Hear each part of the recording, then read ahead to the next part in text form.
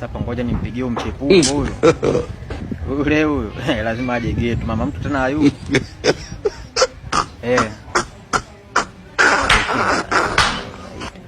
Alo. Naambia kipenzi changu. Safi tu, uko poa baba mtu? Fresh tu kama kawaida Maimuna. Kama kawa. Sasa Maimuna, sikia sasa. Maana ile jana unajua jana hata ndio hivyo mambo mengi tena.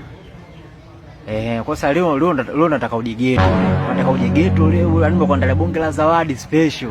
Lakini mke wako mke wangu hayupo. Alafu mke wangu mwenyewe kwanza leo mimi nataka niachane naye kwanza, kama anazingua tu jua. Yule mimi namuacha babu, nampa talaka 6 sio 3.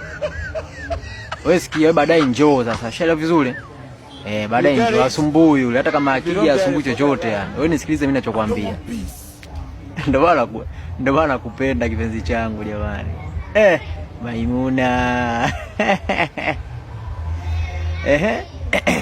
Kuone kuandalia zawadi gani? Zawadi. Niambie basi kipenzi changu basi. Wewe si ndo mama mtu kila kitu. Yote tu bana. Wewe ndio kila ndo. Hapo umesikia sasa? Mifuko simenti 4. Mifuko tena jamani? Mifuko simenti 4 hapo na niliu nini? Na nini pia mke wangu?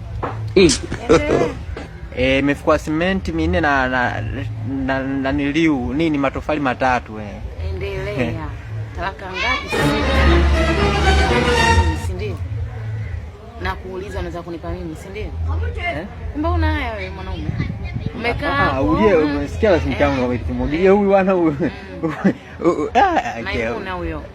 Za mifuko simenti. Jina utani inaitwa Maimuna. Ujiwezi? Unajui kujishikilia? Kwani umesikia? Au unajui kujishikilia wewe mwanaume? Sasa mimi naondoka.